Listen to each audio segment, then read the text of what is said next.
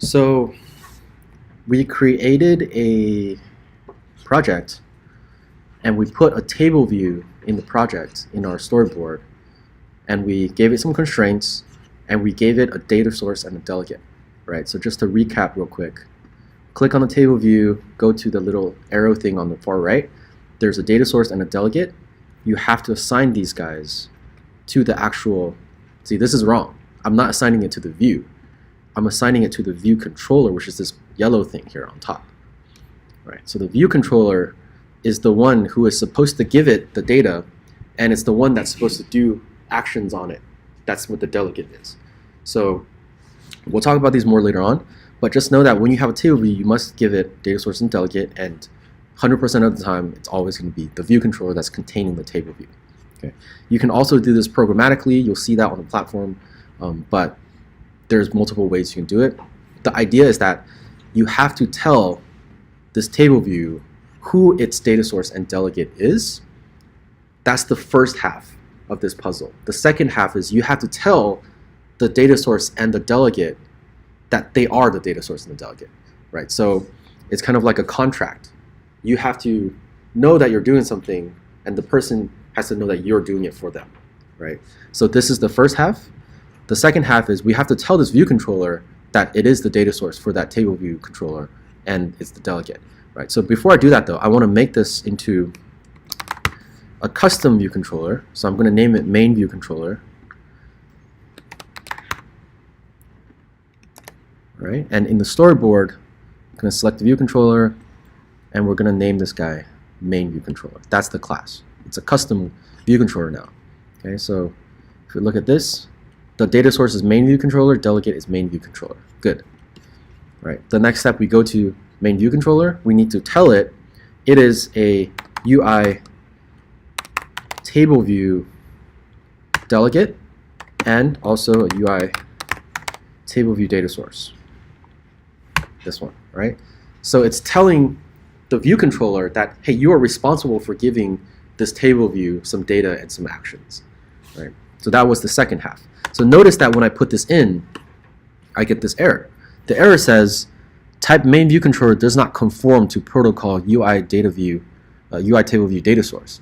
And the reason we're getting that error is because there are two mandatory methods that we have to implement if we're going to take on that role as the data source and delegate.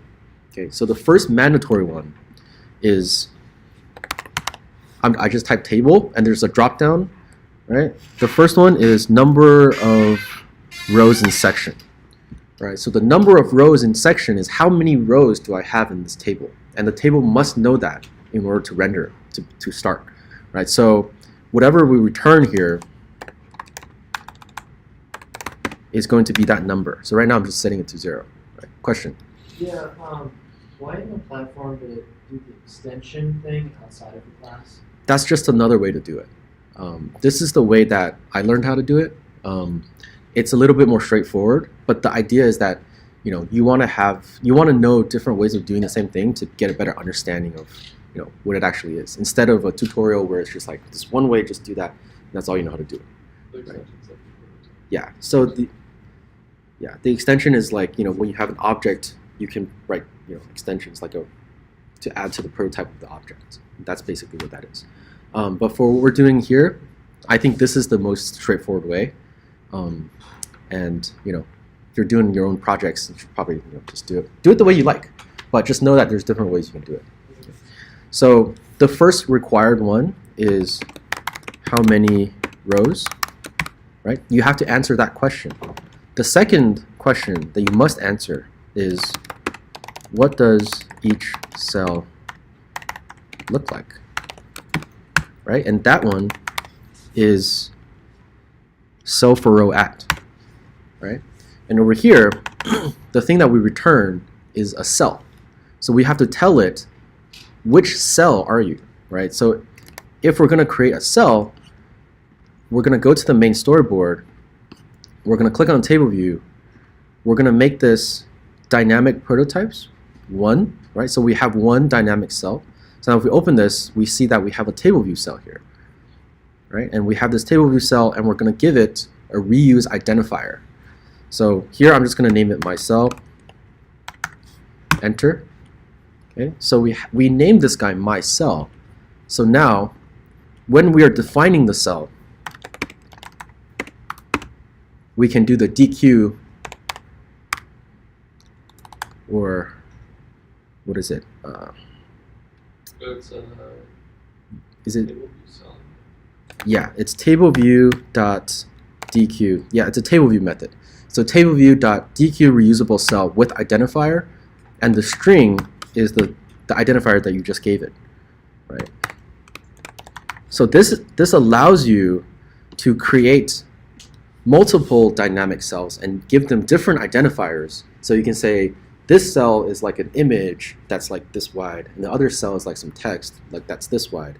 So you can differentiate different types of cells within the same table, right? So now that we have, DQ'd this reusable cell, we can return it. And if we do that, there shouldn't be any more errors. So here it's telling me I have to unwrap because it's optional.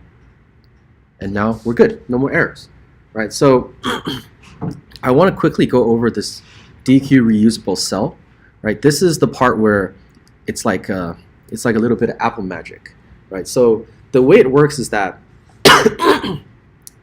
back in the day when they first invented, these iPhones and these smartphones, you have to have tables that dynamically generate content, right, as people are scrolling. So the problem was that, hey, if I have like 100 different things in my data, right, I don't want to create 100 cells and just like line them down, and when you scroll, I just show what's already created. That'll hog up a lot of memory, right? So what Apple did was they designed this system where you only ever load up however many cells the view can display plus 2, one for the top and one for the bottom. So if my view can only render 5 cells, I'm going to create 7 cells, one for the top one and one for the bottom one. So therefore, when I scroll, the one that gets pushed up goes back into the reuse pool, and the data there is gone. And then as it's scrolling, it creates another cell on the bottom dynamically as you're scrolling to DQ from that reuse pool and put it to the bottom, and then populate that cell and then show it. So everything is really optimized for however many cells on the screen you can show plus 2, right? So therefore, if you have like a million things in the data source, you're only ever rendering 7 cells at once, right? And all of this stuff happens in the background, right? As long as we set it up correctly here, they've made it really easy for us to just DQ a reusable cell. And the beauty of it is you can DQ any type of cell that you define. So right now I only have one type of cell, but you can say, hey, if the data source is a video, DQ this video cell, right? If the data source is some text, DQ this text cell. So therefore, when you scroll, you can get dynamic stuff depending on the data, right? And it's not like pre-rendering everything and pre-loading everything up. It's just doing it on the fly. And our phones are fast enough. They have really good processing power, but not as good memory, right? So it's really leveraging that you can process very quickly and get stuff up, rather than hogging the memory and just like loading everything before. All right? Any questions on that? Question? Yeah. What's the difference between using the one that's with identifier and then the one that's with identifier plus the index path?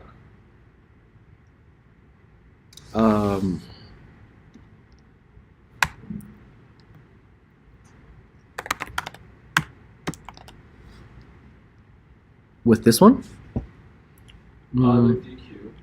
This one? Yeah.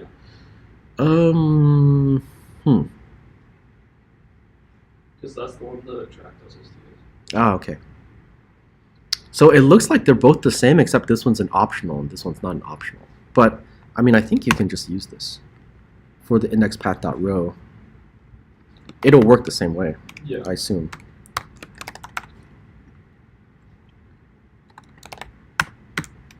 You don't need the data. Oh, you don't need the. You just need the data. So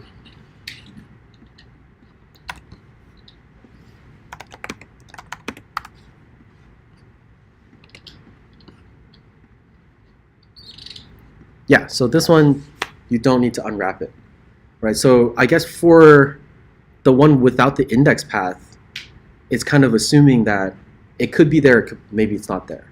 Okay. Right, so with the one with the 4 index path, it's not an optional, so that you know for sure, okay, it's there, we don't need to unwrap this guy. Right, so for this one, there was an optional unwrapping here. I think that's the only difference. Okay. Right, one is dynamically telling you if it's nil or not, and the other one is just like, yes, it's there. Okay.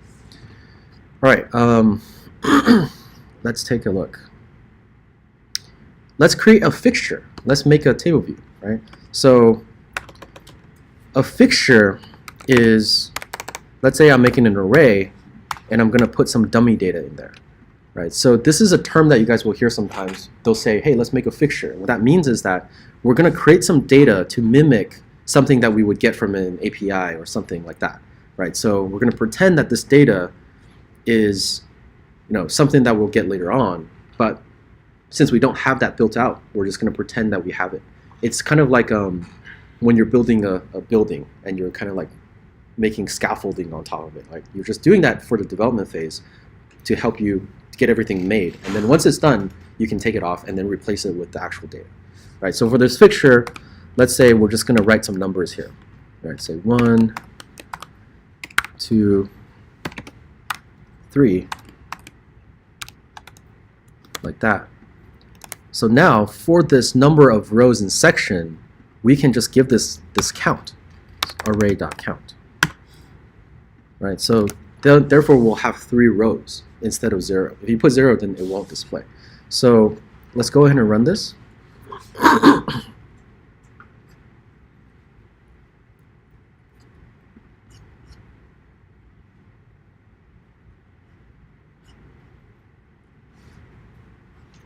Nothing's showing up. Why is nothing showing up? You didn't assign the text. Right, we didn't assign the text.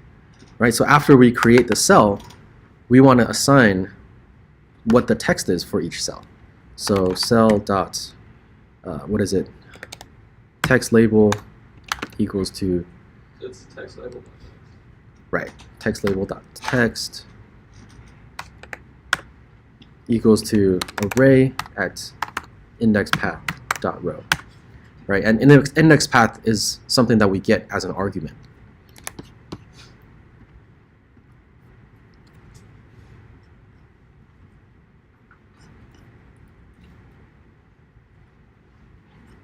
There we go. There's our table view.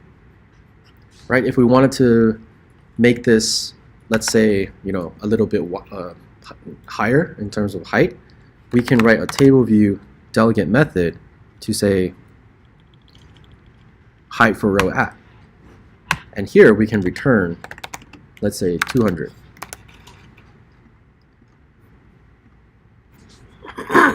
This guy is another, delegate method, but it's not required. You can add those in there, and there's a ton of them, right? So now we've changed each cell's height. We can also, in here, if we have different cells, we can say, hey, if this cell has the reuse identifier of my cell, make it 200. If it's some other one, make it like 300 or something like that. Okay. So far, so good. All right.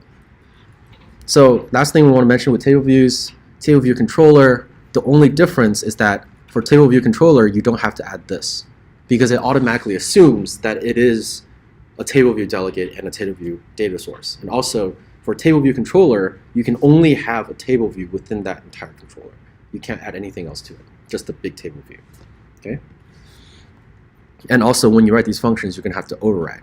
And here it's going to be UI table view controller instead of view controller. Let's see, navigation controllers. Okay. So navigation controllers are used to help you segue and navigate to different view controllers. So what they do is they're basically like a layer underneath the actual view that helps you manage other views put on top of it. So you have a navigation controller, you can use the navigation controller to put views on top of it and then navigate back and forth through that. Right? So you'll get the top bar when you add a navigation controller, and the way you do it is you embed it into the view controller that you want to have it embedded to. So right now, I'm going to click on the main view controller. We're going to go up here into the editor, embed in navigation controller. So automatically there, we have this navigation controller that is now embedded in our view controller. And if we run the code, we'll see that we get this top bar, right? So with the nav controller, you can do, you can use segues, and if you use the show segue, it'll give you the back button. If you don't have a navigation controller embedded within the view controller, the show segue won't give you the back button, right? So let's go ahead and let's add a bar button item. Bar button. There we go. So with a navigation controller, you can have bar button items on the top slots here. So let's say we want this guy to be add, little plus sign there, right? And let's say we want this guy to segue into another view controller.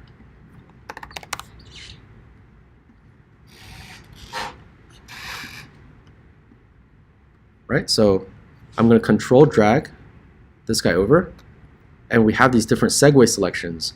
I'm going to select show. So it created a show segue to this guy. And now if I run it,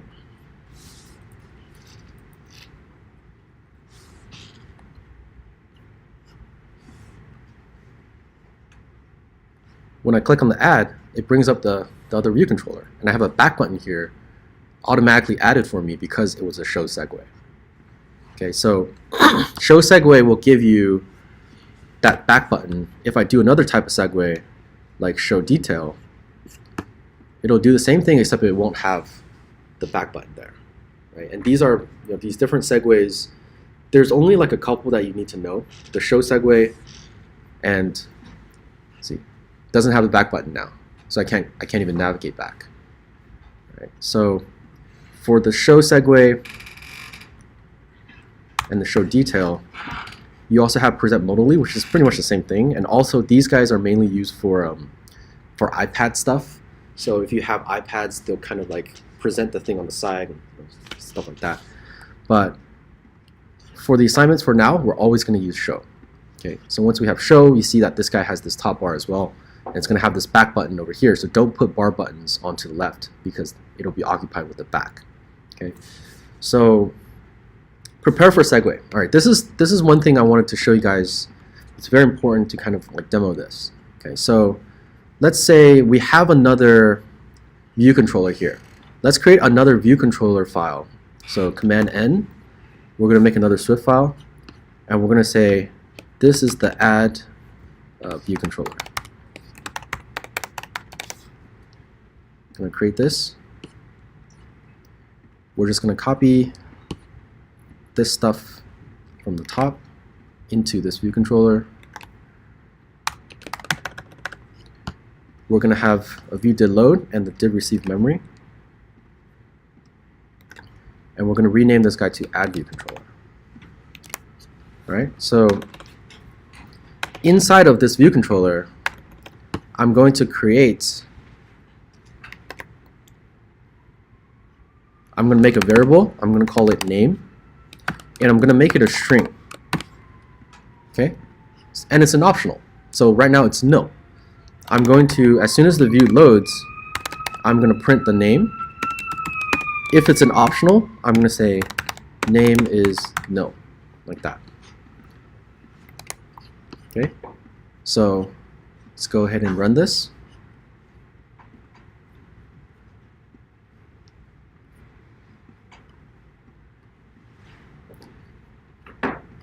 Nothing's going to happen because I didn't assign this view controller to be that custom class.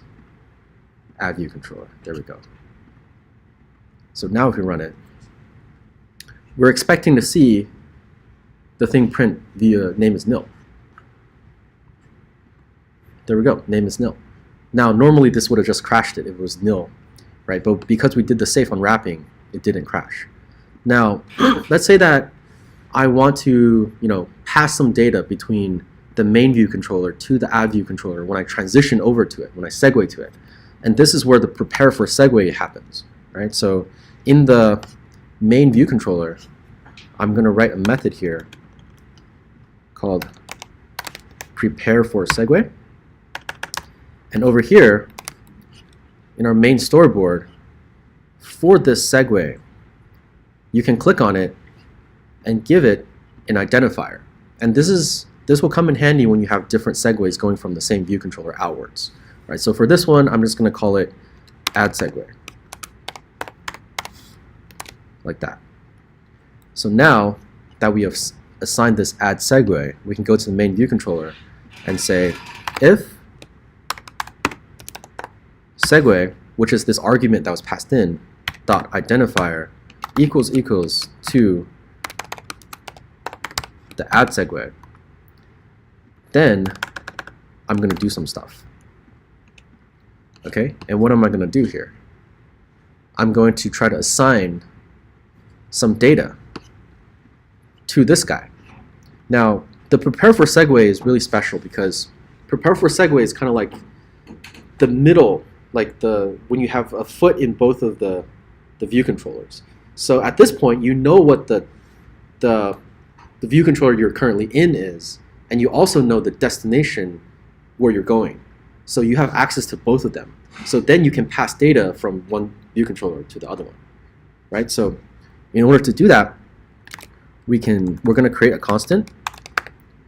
We're going to name it just VC. It's going to be equal to the segue dot destination, right? And we have to make sure that it is cast as that special view controller,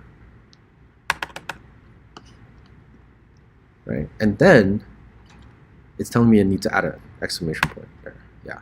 So once it's cast to that special view controller class, we can go VC dot, and there, look at that. We got the name. We got these properties that we defined on the other view controller, right? So this we can set to, anything we want. We can set it to what the user inputted if we wanted to, but right now I'm just going to hard code this, right? So now, if we run this, if I click on the segue button, it should print out Andy, right? Because we passed that data over. There we go, right? So the prepare for segue is like the staging area right before you transition, so that you can, pass it some data. Cool. Any questions? All right, we're good? Cool. All right, prototypes and delegates, and this is the most important part. This is the part where, a lot of students don't understand in the beginning. And to be honest, when I first went through the platform, I didn't really understand it as well. The first, time I took this course, it wasn't until later on where it's like, oh, okay, so that's what it does. It's so easy, right? Once you understand what it does, it's really, really simple, right? So, the first thing that kind of helped me to understand what prototypes and delegates are, or protocols and delegates are, is that, you want to think about the words, right? The meaning of the words. So if I asked you, I met you on the street and I asked you a question, hey, what does delegate mean? What does that word mean? What is like the definition you would give me? Assigning a task for someone to do. Right, exactly, right? You're delegating something for somebody else to do, right? In the context of iOS, a delegate is somebody that can do something that you cannot do. And you're telling them that, hey, because you know how to do it and I don't, you're my delegate for that thing, right? Now, what is a protocol? Exactly. It's like a protocol for, hey, if there's an earthquake. Protocol is like, duck and cover, right? So it's a predetermined kind of, way of doing things exactly like that, right? So in iOS, a delegate has to have some protocols to say, hey, if I'm a delegate, I need to be able to know exactly how to do that thing that you're asking me to do. And that's what the protocol is, right? So delegates and protocols, they're used in that context, right? If I don't know how to do something, I have to assign somebody else to do it. The thing that gets assigned needs to know how to do that thing, which is the protocol. So what we just did here with the table views, the table view itself does not know what data it contains, and it doesn't know how to perform certain actions, like if somebody clicked on me, right? The view controller knows how to do that, but the data view itself, the table view itself doesn't. So the table view assigns the data source and a delegate to the view controller.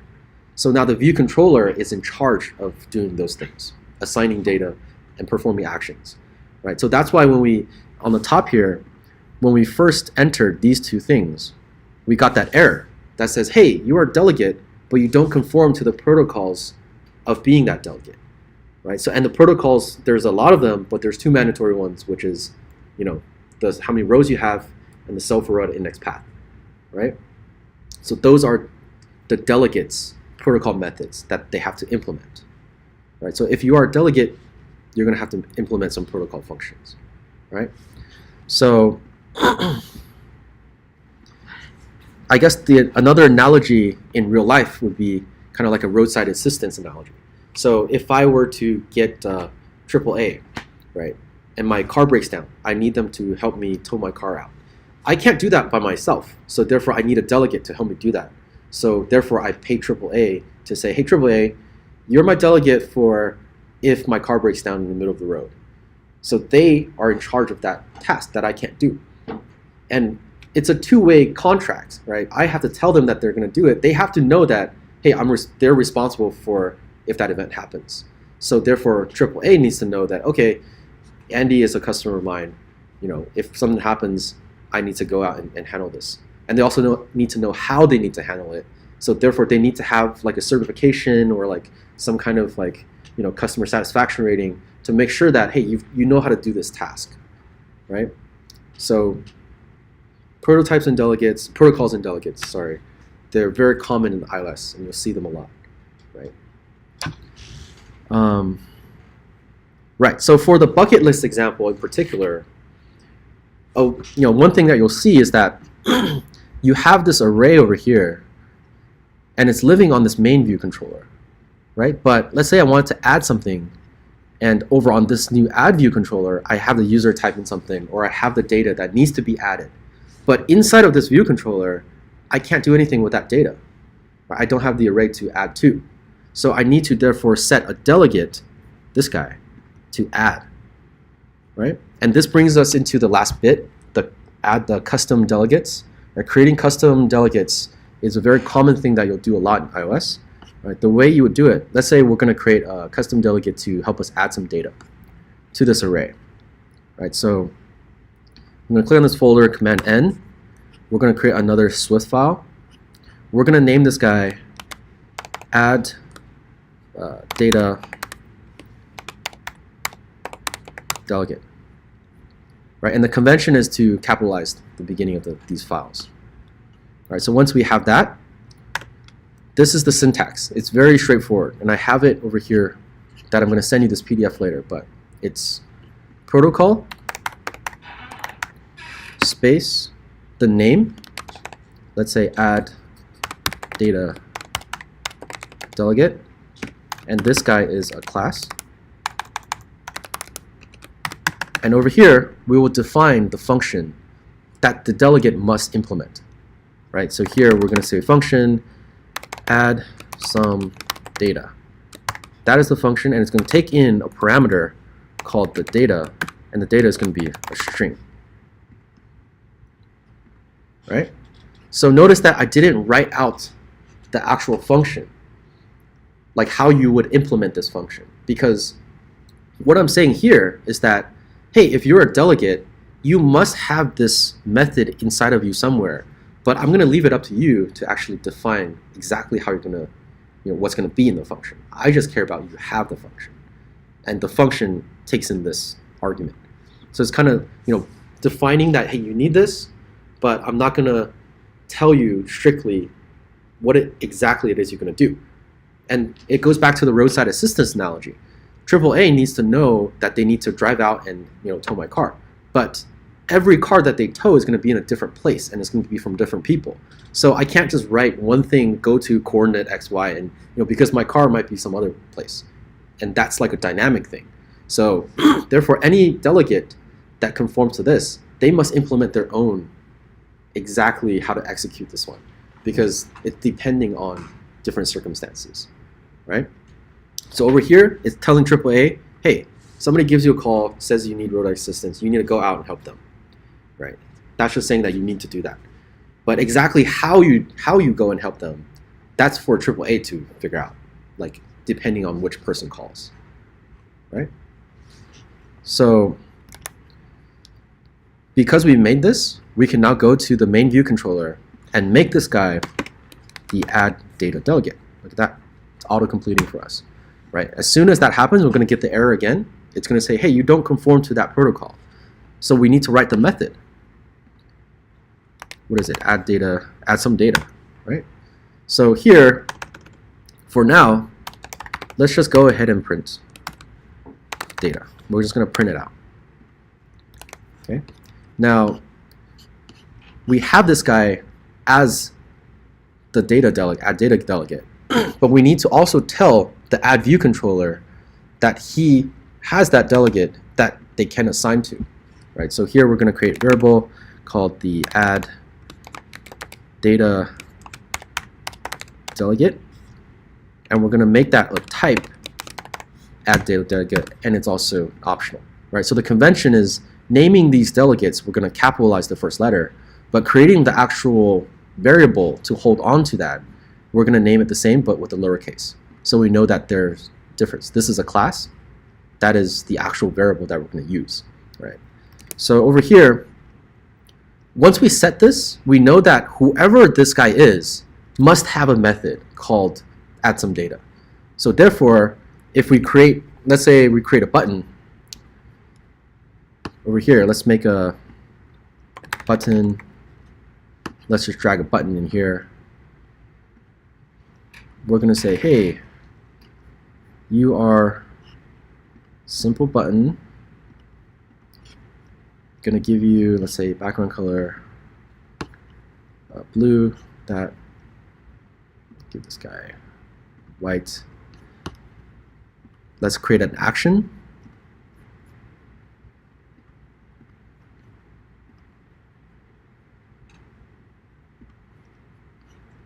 So for this button, when it is clicked,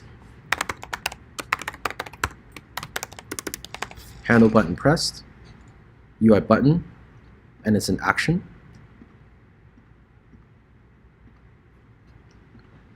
We are going to say, hey, when the button is clicked, I want to run my delegates method.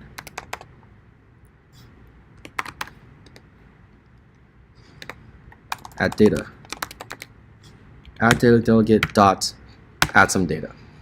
I'm going to run your method, and I'm going to pass back some data over here, and this could be from an input field, right? So when I click the button, I'm going to run my delegates function, and that's this function right here that lives on this guy, but I'm actually calling it from the other view controller, and because this guy is doing something that this guy cannot do, so I'm delegating it to the main view controller.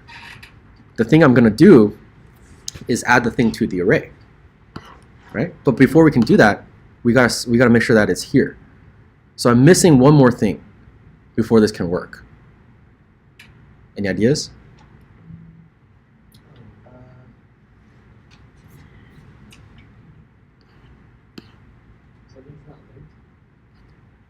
Yeah, we need to set it, right? When we instantiate, when we segue to the other view controller, we need to tell the other controller who the delegate is before we can actually have a delegate. So vc dot is going to pop up, the first one. Add button delegate equal to self. So self is talking about myself, this view controller, the main view controller, right? So this function lives on the main view controller, and the main view controller is the delegate. So therefore, I'm setting it to self. So now, if you run this and we click on the button, we should see it print out some data. And it's going to be printing from the main view controller here.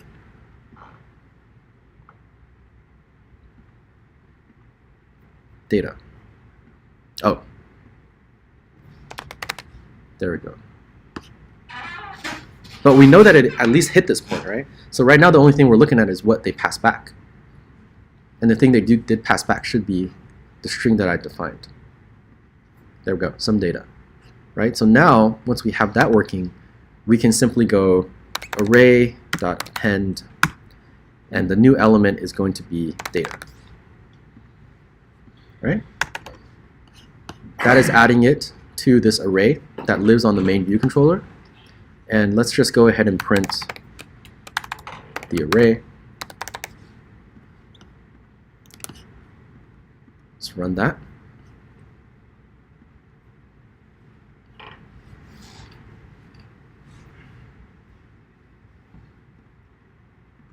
There we go. 1, 2, 3, some data. Right? So now, if we do this, if we do table view,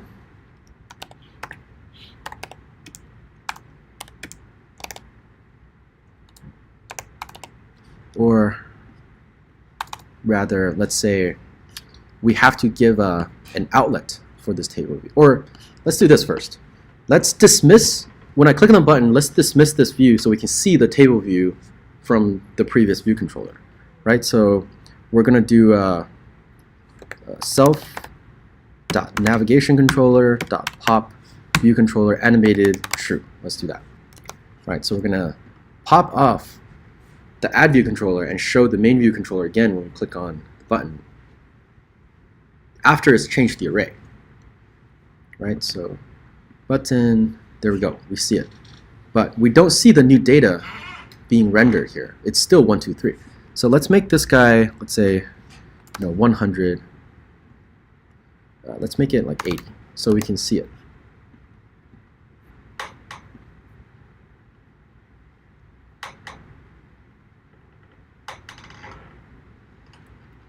So we got 1, 2, 3. We're going to add, even though our array has some data in it, it's not showing up here. Now, the way you have it to show up is you need to create an outlet for this specific table. Right, so for this table view, we're going to drag it over here, and we're just going to call it my TV, like that, my table view. Right, and after we change the data, we're going to do my TV dot reload data, and that will refresh the table view and recreate all of the cells.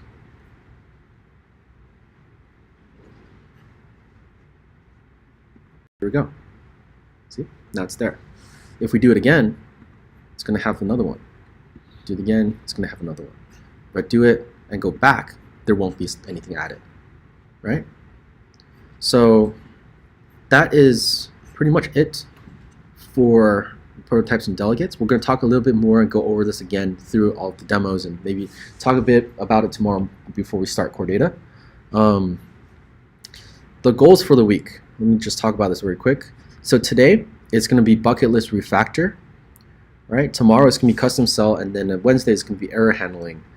This is a very fast pace. Right? So we have these 2 days at the end of the week for Thursday and Friday to be work days and to be catch-up days. If you're done with all this stuff on Friday and you want to do the hackathon, you're more than welcome to.